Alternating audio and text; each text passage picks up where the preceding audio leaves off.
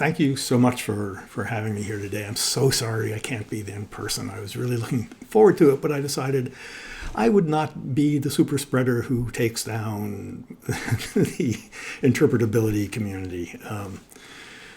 And please forgive noises and the rest from around my house. So my title of my comments is a plea for inexplicability, but by no means does that mean I'm going to argue against explicability. Of course I'm not. It's vital work that I assume is going to continue to make remarkable progress. I mean, it's without question. But I have a sense that we are at a particular spot in our intellectual history, in our cultural history, in which we can undo one of the oldest and most dangerous of metaphysical beliefs that we hold. It's a metaphysics of mastery, the metaphysics of control. And we may be able to break its grip now. That metaphysics views the world as existing as a resource for us to use, to abuse, to use up with disastrous effects all around. And the us who gets to do this, of course, it applies to certain classes of people, starting with elderly white men. Explanations play a really important part in this metaphysics of control because explanations are the proximal means by which we exercise control. And the fact that we can explain the world is an integral part of our claim to legitimacy in doing so, the rightfulness of our doing so. It's not just a blind will to control, but rather a power grab, but rather it's the responsible act of rational creatures. Breaking the grip of this metaphysics, to start with, means being very explicit in our understanding that explanations are tools, wildly important tools. But explicability is not a property of the universe. I think that we may all agree that the universe does not owe us an explanation, and if it gave us one, like Wittgenstein's lion, we couldn't understand what it says. And here's what, for me, is the point that concerns me the most. With the metaphysics of control, within that metaphysics, inexplicability looks like a failure. And that's an easy conclusion to draw from the urgency and visibility of the current drive for explicability. But inexplicability is not a failure. It's a property of the universe. And there's a truth to inexplicability as well. The power of the metaphysics of control is demonstrated by the fact that just about every moment of our lived lives refutes it. Like Dr. Johnson kicking the rock, but we still hold on to it when we think about our experience. I mean, we can predict within 9 minutes when the New Horizons space probe would arrive at Pluto 4 billion miles away, but we cannot fully predict or explain exactly why those people were in the crosswalk with us this morning and why this evening when we go out to dinner, the eggplant parmesan is sold out. We can't fully explain or control it, and that which we cannot fully or explain, we consign to the category of accidents. Accidents are only negative. I mean, when you take a walk on the path this evening, perhaps you'll come across perhaps a leaf that catches your attention, and you will be struck by the fact that it is just exactly that leaf that happens to be in exactly that spot. That is also an accident, but it's an accident that reveals something beautiful. So we live in the kingdom of accidents at the same time as we hold on to the paradigm, the metaphor, the metaphysics of mastery of control. And we do both those things at once because we're a peculiar species. I think this conflict, which I think Hegel would call a contradiction, is one reason we've rushed onto the internet. It felt like a liberation from the apotheosis of the metaphysics of control that was the age of computers, an age that I think we've pretty much entirely left at this point. And we left this age of computers into the wilds of the internet. exactly because the internet was a wild. It's itself a kingdom of accidents. In the age of computers, we carefully selected and filtered our data. We trimmed it to fit into normalized, regularized records so that the programmatic rules that we had invented knew how to operate unambiguously on them. Computer logic is relentlessly simple. Programming is complex, but its logic tends to be quite simple. And operating on normalized data explains why being programmed became how we describe someone completely under the sway of the metaphysics of control. But now we've been on the internet, for the past couple of decades for longer, and in some ways it's the Hegelian antithesis of the age of computers. The internet, in short, it's a chaotic environment in chaos theory's idea of chaos. It's nonlinear causation in which small events can have outsized effects. Initial conditions account for a lot. The interdependencies are deep, they're dense, and they're mutual. And yet it's that chaos that exactly draws us into the internet. Sometimes kicking and screaming about internet's evil effects, but still we spend a lot of time there and we wouldn't know what to do without it. And I dare say that most of us enjoy much of our time there, even if we want to deny it. The internet, in effect, has spent 30 years training us to appreciate the exactly the sort of insanely complex and chaotic environment that the metaphysics of control has tried to protect us from. And I think machine learning may be revealing to us.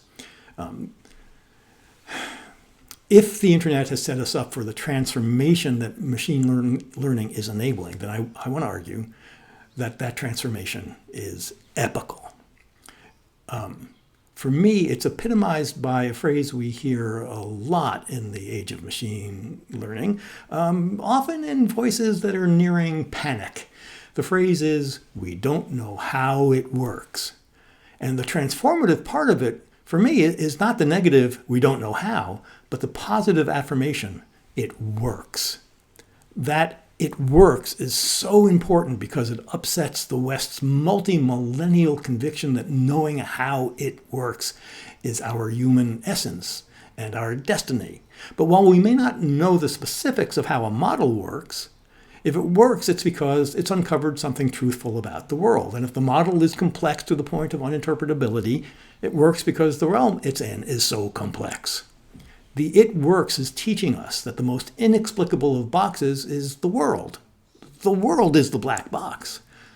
It doesn't mean we can never explain anything in the world or in machine learning models. We can, because explanations are tools. And they're never complete and they're always approximate, but they get the job done, which is exactly what we want from tools. They get the job done, however, in a universe in which everything affects everything else all the time, everywhere, and forever. Explanations are wonderful tools. At the heart of this is, I think, a change in how we think about the general and the particular. In the West, we've taken principles, laws, generalizations of all sorts as the higher truth, as the lens through which we see the truth of the chaos of particulars, of the world of accidents, the kingdom of accidents. And of course, machine learning doesn't reject all rules and generalizations. Nobody likes overfitting. But machine learning's generalizations don't do what we value traditional generalizations for. We liked traditional rules, principles, and other types of generalizations because we could understand them. But machine learning comes up with generalizations without caring if we understand them, at least at this point.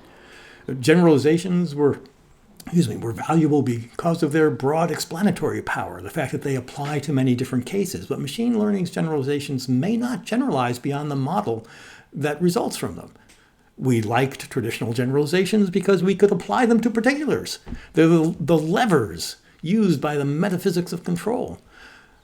But we cannot, sometimes anyway, usually can't apply machine learning generalizations without using a model to do it. We can't do it, the model can. And this isn't just a technical nit. Having to use a model to apply the generalizations means that we give up our role as the knower of rules, who thereby have legitimacy to rule over particulars. In some ways, machine learning is a triumph of the particular. Models arise from particulars and may be as inexplicable as those particulars, as inexplicable as anything else in the kingdom of accidents. And they may be generalizations that apply only to particular situations, the way the solution to a murder mystery is particular to its details. I'm not pretending to know exactly why and what this metaphysical switch may mean, but let me give you a vague idea of why I think maybe it matters. So first, machine learning is a type of control and mastery. Of course, it extends the human grip quite dramatically. But because it can be inexplicable and is always statistical in its nature, this is or can be mastery without the arrogance and blinding confidence that knowledge tends to all too often. Second, valorizing particulars may make a difference in our everyday understanding of our everyday experience. But, maybe we'll start to heal the gap between our experience and our interpretation of the experience in the kingdom of accidents.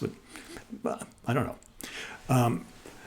But valorizing particulars means valorizing differences, because differences are what make particulars particulars.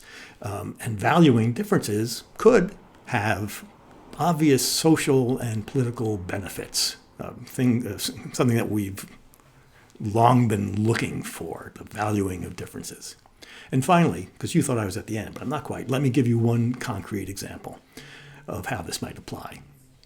So in the West, moral thinking generally is meant applying a moral framework, a deontological or consequentialist or whatever, and you apply that framework to particular moral problems and you get your solution.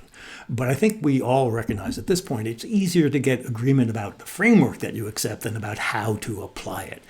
At least that's the takeaway from a heck of a lot of Ethics 101 classes, including ones I used to teach, in which the drill is the professor presents a moral framework, explains it, gives some examples of how it applies, and then once the students are nodding their heads, the professor then gives hypotheticals where it fails, and the students try to make it fit. The professor wins by keeping them confounded and then moves on to the next framework, and out of it come students who are depressed and cynical, or maybe they just become wise guys.